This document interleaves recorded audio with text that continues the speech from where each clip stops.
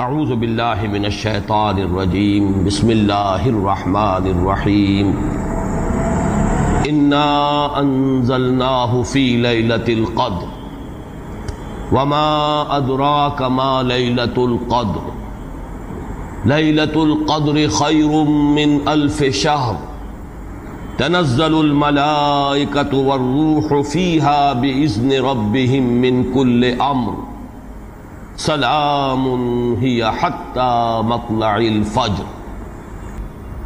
اب آئیے لیلۃ القدر، انا انزلناہ فی لیلۃ القدر، اس میں قدر سے مراد کیا ہے؟ قدر کی رات۔ بعض حضرات نے تو بڑی آسانی کی ہے کہ ترجمے میں کہہ دیا ہم نے اسے شب قدر میں نازل کیا۔ ظاہر بات ہے کہ ترجمے میں تو آسان ہے، لیل کی جگہ شب کا لفظ لے آئیے اور اس کے ساتھ قدر کے لفظ کو جو کا تو رکھ دیجئے۔ یہی وجہ ہے کہ اردو میں ترجمہ کرنا، اردو میں درس دینا قرآن کا بہت آسان ہے، لیکن کوئی ایسی اجنبی زبان ہو کہ جس کے الفاظ سرے سے مناسبت نہ رکھتے ہو عربی زبان کے الفاظ کے ساتھ، وہاں بہت مشکل ہو جاتا ہے۔ اب اگر آپ انگریزی میں ٹرانسلیٹ کریں گے اس کو تو آپ کو کوئی مفہوم معین کرنا پڑے گا، کوئی ایک لفظ سلیکٹ کرنا پڑے گا، آپ قدر کے لفظ کو تو وہاں پر ریٹین نہیں کر سکتے، تو بہت مشکل ہو جائے گا ان زبانوں میں۔ چونکہ ہماری زبان جو ہے اس میں تو اکثر و بیشتر اصطلاحات جو ہیں وہ تو قرآن مجید کی جوں کی تو منتقل ہو گئی۔ تقویٰ کا لفظ ہے تو جوں کا تو ہے، ایمان کا لفظ ہے تو جوں کا تو ہے۔ اس اعتبار سے اردو میں ترجمہ یا اردو میں درس قرآن دینا بہت آسان ہے، لیکن کسی اور زبان میں کہ جس کا کوئی بھی ربط نہ ہو اردو کے ساتھ، عربی کے ساتھ، فارسی کے ساتھ، بہت مشکل ہے۔ اس قدر سے مراد کیا ہے؟ اس کے ضمن میں تین آراء ہیں کہ جو ملتی ہیں، دو بہت مشہور ہیں، تیسری ذرا ایک شاذ رائے ہے، لیکن یہ کہ بہرحال وہ بھی میں چاہتا ہوں کہ آپ کے علم میں آ جائے۔ قدر سے مراد ایک تو یہ ہے کہ یہ تقدیر الامور، یہ رات وہ ہے کہ جس میں ایک سال کے لیے مقادیر اور تقدیروں کا تعین ہو جاتا ہے۔ اگرچہ ایک لفظ میں نے استعمال غلط کر دیا اس جملے میں، تعین تو وہ ہو چکا ہے ازل میں، اللہ تعالیٰ کے علم ازلی میں تو وہ چیزیں پہلے سے موجود ہیں، کب کس وقت کس شے کو ظہور پذیر ہونا ہے، کب کس وقت کس جگہ کون سا واقعہ ظاہر ہوگا۔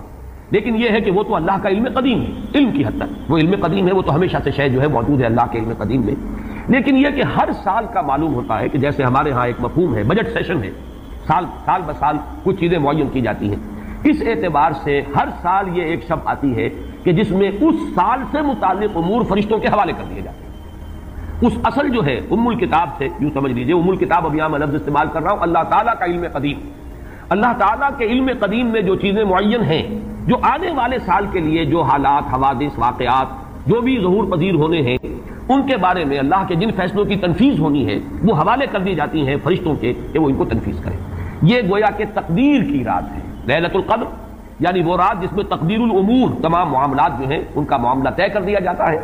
اور اس کی تائید ہوتی ہے وہ سورہ دخان کی آیت سے، فیہا یفرق کل امر حکیم، اور اس آیت میں جو لفظ آیا وہ بہت پیارا آیا، یفرق، اس رات میں ہر بات جو پختہ ہے وہ جدا کر دی جاتی ہے۔ فرق کے معنی جدا کرنا، فرق علیحدہ کر دینا، فرق کے معنی ہے کسی شے کے ٹکڑے کر دینا، وہ فرق ہوگا۔ فرقوا دینہم، انہوں نے اپنے دین کے ٹکڑے کر دیے۔ کسی شے کو، کسی جز کو کل سے جدا کرنا، یہ فرق ہوگا۔ تو معلوم ہوا فیہا یفرق کل امر حکیم۔ میں آج سوچ رہا تھا تو انگریزی کا ایک لفظ بہترین ذہن میں آیا، ایشو ہو جانا، ایک شے ایشو کر دی جاتی۔ اب یہ آرڈرز ایشو ہو گئے، طے ہے علم قدیم میں، اللہ تعالیٰ کا وہ علم قدیم جو ازلی ہے اس میں تو وہ چیزیں ہیں، لیکن اس سال کے لیے وہ آرڈرز ایشو کر دیے گئے۔ فیہا یفرق کل امر حکیم امرا من عندنا، ہمارے پاس سے ان معاملات کا معاملہ جو ہے فیصلہ ہوتا ہے، کوئی اور طاقت نہیں ہے فیصلہ کرنے والی، وہ فیصلے ہمارے ہی ہیں، ہمارے ہی پاس سے وہ فیصلے جو ہیں صادر ہوتے ہیں۔ لیکن یہ کہ اس شب میں لیلہ مبارکہ اسے کہا گیا، انا انزلناہ فی لیلۃ مبارکۃ انا کنا منذرین فیہا یفرق کل امر حکیم امرا من عندنا انا کنا مرسلین، وہ ہمارے پاس سے وہ فیصلے جو ہیں وہ صادر ہو کر اور حوالے کر دیے جاتے ہیں۔ گویا کہ آپ جیسے کہتے ہیں آرڈر ایشو ہو گئے، آپ کے تبادلے کے یا آپ کی ترقی کا جو حکم ہے ایشو ہو گیا۔ تو یہ گویا کہ یہ ایک سال کا معاملہ، اور اس کے ساتھ ہی نوٹ کر لیجئے قرآن حکیم میں معلوم ہوتا ہے کہ اللہ تعالیٰ کے ہاں سے یہ فیصلے جو ہیں قضاء و قدر کے اور جو بھی اللہ کے احکام ہیں ان کی تنفیذ، تدبیر امر، اس کے لیے بھی کئی لیولز معین ہیں۔ چنانچہ سورہ سجدہ میں جو فرمایا گیا ہے وہ تو یہ ہے کہ 1000 سال کا معاملہ طے ہو جاتا ہے۔ یدبر الامر من السماء الى الارض ثم يعرج الیہ فی یوم کان مقدارہ 1000 سنۃ مما تعدون، تمہاری تعداد اور تمہاری گنتی اور تمہارے حساب اور تمہاری تقویم سے جو 1000 سال بنتے ہیں، اللہ تعالیٰ کی تدبیر امر اس کے حساب سے ہوتی ہے، اور پھر اس کی تکمیل کے بعد پھر ملائکہ جو ہے اس کی جو رپورٹ ہے وہ لے کر اللہ تعالیٰ کے حضور میں حاضر ہوتے ہیں۔ یہ کہا جا سکتا ہے کہ جیسے ہم یہ سمجھتے ہیں کہ 7 آسمان ہیں، ان 7 آسمانوں کے ساتھ اللہ تعالیٰ کا یہ جو تدبیر امر کا معاملہ ہے کہ جو سمائے دنیا ہے اس پر وہ سالانہ ایشو ہو رہے ہوں احکام قضاء و قدر کے، اور وہی ہے کہ جو پھر اس سال کے دوران ان کی تنفیذ ہو جاتی ہے، اور اگر اس سے آگے 100 برس کی کوئی پلاننگ ہے تو وہ دوسرے کہیں آسمان پر ہو، اور اس سے اوپر اگر کوئی 1000 برس کی پلاننگ ہے تو وہ اس سے کہیں اوپر کے آسمان پر ہو، اور اگر اس سے اوپر 10,000 برس کی کوئی پلاننگ ہے تو اس سے اوپر کے آسمان پر ہو۔ یہ سارے معاملات عین ممکن ہیں، یہ عالم امر کی وہ باتیں ہیں جن کو صحیح طور پر سمجھنا ہم صرف اشارات کے حوالے سے کوئی دھندلا سا تصور قائم کر سکتے ہیں کہ قرآن ایک طرف یہ نہیں کہہ رہا ہے یدبر الامر من السماء الى الارض ثم يعرج اليه في يوم كان مقداره 1000 سنة مما تعدون۔ سورہ معارج میں یہ بھی ہے تعرج الملائکۃ والروح الیہ فیہا، اس میں فی یوم كان مقداره 50,000 سنة، 50,000 برس کا بھی ایک دن ہے اللہ کا۔ تو ہو سکتا ہے کہ ان تمام مختلف درجہ بدرجہ جو تدبیر امر کے فیصلے اللہ کی طرف سے حکمت الہی اور علم الہی سے جن چیزوں کا کہ ایشو ہو رہا ہو، جس کے کہ احکام صادر ہو رہے ہوں، وہ بھی درجہ بدرجہ ہو، اور یہ جو ہے سمائے دنیا پر یہ ایک سالانہ جو ہے نظم اس کا قائم ہو، اور اس کے حوالے سے فرشتوں کو جو اس دنیا کے فرشتے ہیں جو یہاں پر تنفیذ امر کی جو خدمت ہے اس پر مامور ہیں ان کے حوالے کر دیے جاتے ہیں۔ تو ایک رائے تو میں نے عرض کی کہ قدر سے مراد تقدیر، کہ یہ رات جو ہے تقدیر الامور کی رات ہے، تمام جو امور ہیں ان کے مقادیر، ان کی تعیین، ان کے بارے میں اللہ تعالیٰ کے احکام جو ہے ان کا ایشو ہو جانا۔ ایک رائے یہ ہے کہ یہ قدر سے مراد ہے قدر و منزلت، اونچا رتبہ، علو شان، منزلہ اور شرف۔ اب اس کی تائید ہوتی ہے، معلوم ایسا ہوتا ہے کہ یہ دونوں باتیں تو بیک وقت جو ہے مراد ہیں، اسی لیے میں نے کہا یہ دونوں اقوال بہت مشہور بھی ہیں، اور میرے نزدیک یہ دونوں ہی اس میں یہ ذو معنیین لفظ کے طور پر یہاں استعمال ہوا، یہ دونوں ہی مراد ہیں۔ یہ رات خود اپنی جگہ پر بھی بجائے خود، جسے ہم کہتے ہیں بجائے خود بھی بہت قدر و منزلت کی رات ہے، اور اس شب میں 1 سال کے معاملات جو ہیں وہ فرشتوں کے حوالے کر دیے جاتے ہیں۔ اس اعتبار سے اس کو کہا گیا لیلہ مبارکہ، انا انزلناہ فی لیلۃ مبارکہ، یہ خود مبارک ہے، اس کے اندر برکتیں ہیں، اس کے اندر عظمت ہے، اس کی اپنی شان بلند ہے، علو مرتبت کی حامل ہے یہ رات۔ یہ دو مفہوم جو ہے جب تو میں نے جیسا کہ عرض کیا یہ تو بہت کثرت کے ساتھ ہیں اور یہی زیادہ مشہور بھی ہیں، بلکہ ان کے ضمن میں دوسری بات کے ضمن میں ایک نقطہ ترازی کے درجے کی بات ہے، لیکن بات چونکہ حسین ہے وہ میں آپ کو سنا رہا ہوں۔ ابو بکر وراق ہیں جنہوں نے اس میں نقطہ پیدا کیا ہے کہ یہ لیلہ قدر اس لیے ہے لأنہ نزل فیہا کتاب ذو قدر علی لسان ملک ذی قدر علی امت لہا قدر۔ یہ 3 انہوں نے قدر جمع کیے ہیں کہ یہ اس لیے اس کو لیلۃ القدر کہا گیا کہ ایک طرف تو یہ کہ اس میں وہ کتاب نازل ہوئی جو بڑی قدر و منزلت والی کتاب ہے، ثانیاً وہ اس فرشتے کی زبانی نازل ہوئی کہ جو بہت قدر و منزلت کا ذی قوت عند ذی العرش مکین مطاع ثم امین، پھر اس امت کے لیے اس کی تنزیل ہو رہی ہے جس کی بڑی قدر و منزلت ہے اللہ کے ہاں۔ اور شاید اسی وجہ سے وہ کہتے ہیں جناب وراق کہ شاید اسی وجہ سے لفظ قدر جو ہے اس سورہ مبارکہ میں 3 مرتبہ آیا ہے، انا انزلناہ فی لیلۃ القدر وما ادراک ما لیلۃ القدر لیلۃ القدر خیر من الف شہر۔ لیکن جیسا کہ میں نے عرض کیا ہے یہ بس ایک نقطے کے حد تک ہے، ایک دلچسپ نقطہ ہے، میں نے اس کا تذکرہ کر دیا ہے۔ ایک تیسرا مفہوم جو شاذ ہے جو لیا گیا قدر سے، کہ قدر کا ایک مفہوم ہے تنگی کا بھی، جیسے کہ سورۃ الفجر میں ہم پڑھ چکے ہیں فاما الانسان اذا ما ابتلاه ربه فاکرمه ونعمه فیقول ربی اکرمن واما اذا ما ابتلاه فقدر علیہ رزقه فیقول ربی اہانن۔ انسان کا معاملہ عجیب ہے کہ جب اس کا رب اس کا امتحان لیتا ہے، اسے آزماتا ہے نعمتیں دے کر، عزت دے کر، تو کہتا ہے میرے رب نے مجھے عزت دے دی، اور جب اس کا رب اس کو آزماتا ہے اس پر رزق کو تنگ کر کے تو وہ کہتا ہے میرے رب نے مجھے ذلیل کر دیا۔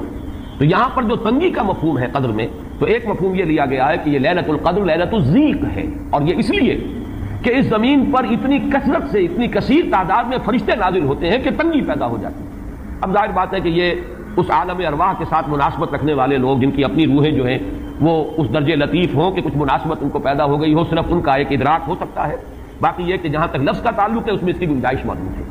تو لیلۃ القدر کے 3 مفہوم ہوئے، جن میں سے 2 جو ہے پہلے وہ تو باہم جمع بھی ہو سکتے ہیں، ذو معنیین لفظ کی حیثیت سے اس کا استعمال ہو سکتا ہے۔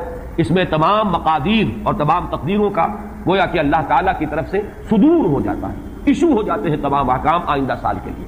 دوسرے یہ کہ یہ خود اپنی جگہ پر بڑی مبارک اور بڑی قدر و منزلت والی رات ہے۔ تیسری بات وہ ہے جو میں نے عرض کیا، ایک شاذ سی رائے ہے کہ اس میں فرشتوں کا نزول اس کثرت سے ہوتا ہے کہ زمین کے اندر اس کی وجہ سے جگہ کی تنگی ہو جاتی ہے، واللہ اعلم۔ اب اس کے بعد فرمایا وما ادراک ما لیلۃ القدر، یہ ما ادراک اور ما یدریک، اس کے بارے میں بعض حضرات کی ایک رائے ہے جو شاید اس سے پہلے اتنی وضاحت سے میں نے کبھی بیان نہ کی ہو، آج اس کو نوٹ کر لیجئے۔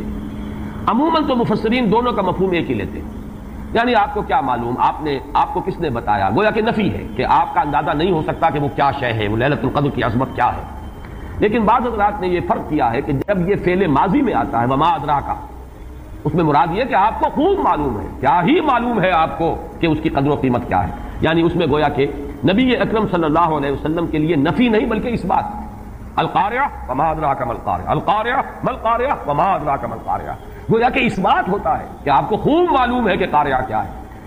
لیکن یہ کہ جہاں ما یدریک آتا ہے وما یدریک لعلہ یزکا او یذکر فتنفعہ الذکریٰ، جہاں فعل مضارع آئے گا وہاں در حقیقت وہ مفہوم ہوگا کہ یہ بات حضور صلی اللہ علیہ وسلم کے علم میں نہیں ہے. آپ کو کیا معلوم، ہو سکتا ہے کہ وہ نصیحت اخذ کرتا، اس کو تزکیہ حاصل کر لیتا، تو اس کے اندر تو نفی ہو سکتی ہے کہ اس وقت آپ کے علم میں وہ بات نہیں ہے.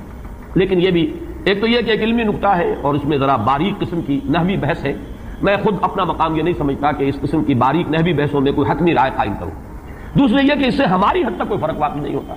فرق اگر واقع ہوتا ہے تو محمد الرسول اللہ صلی اللہ علیہ وسلم کے بارے میں واقع ہوتا ہے کہ اگر وما ادراک آیا ہے تو گویا کہ اس بات ہے کہ حضور کے علم میں وہ بات ہے، اور وما یدریکا ہے تو گویا کہ اس میں نفی ہے کہ وہ بات حضور کے علم میں نہیں ہے. لیکن ہمارے لیے تو دونوں حالتوں میں نفی ہی نفی ہے. ہمیں کیا معلوم قاریہ کی اصل حقیقت ہمیں کیا اندازہ ہو سکتا ہے، لیلۃ القدر کی اصل عظمت کا ہمیں کیا اندازہ ہو سکتا ہے، قرآن کی عظمت و فضیلت کا ہمیں کیا اندازہ ہو سکتا ہے. ہمارے اعتبار سے وہ بحث جو ہے وہ محض ایک اکیڈمک اور ایک علمی بحث بن کر رہ جاتی ہے، اس کا کوئی فرق واقع نہیں ہوتا. اب اس کے بعد سوال پیدا ہوتا ہے کہ یہ رات جو ہے مخفی کیوں رکھی گئی؟ تعین کے ساتھ کچھ معلوم نہیں یہ رات کون سی رات ہے، کون سی رات ہے، اس کا جواب تو میں بعد میں دوں گا کہ اس میں جو آراء ہیں مختلف. لیکن یہ کہ اس کو کیوں مخفی رکھا گیا، اس پر کچھ پیاری باتیں ہیں جو مفسرین نے کہی ہیں. پہلی بات تو یہ کہ جتنی عظیم چیزیں ہیں ان سب کو مخفی رکھا گیا. قیامت کب آئے گی؟ مخفی آئے گی، یہ یقینی ہے. کب آئے گی؟ یہ تو ان امور میں سے ہے کہ جس کا علم نبی اکرم صلی اللہ علیہ وسلم کو بھی نہیں دیا گیا، جبرائیل کو بھی نہیں دیا گیا. چنانچہ حدیث جبرائیل میں واضح طور پر الفاظ موجود ہیں وَمَا الْمَسْئُولُ عَنْهَا بِأَعْلَمَ مِنَ السَّائِلِ. کچھ معلوم نہیں، نہ سائل کو معلوم نہ مسئول کو معلوم قیامت کب آئے گی. اب یہ عظیم حقیقت مخفی رکھا گیا اور اس کا خاص طور پر ذکر کیا گیا سورہ طٰہٰ میں اکاد اخفیھا لتجزیٰ کل نفس بما تسعیٰ. اگر تعین کر دیا جاتا تو جو قریب کے زمانے کے لوگ ہوتے وہ تو خوب پھر محنت کرتے آخرت کے لیے، اور ذرا فاصلے والے ہوتے وہ ذرا تساہل کرتے اس کے بارے میں.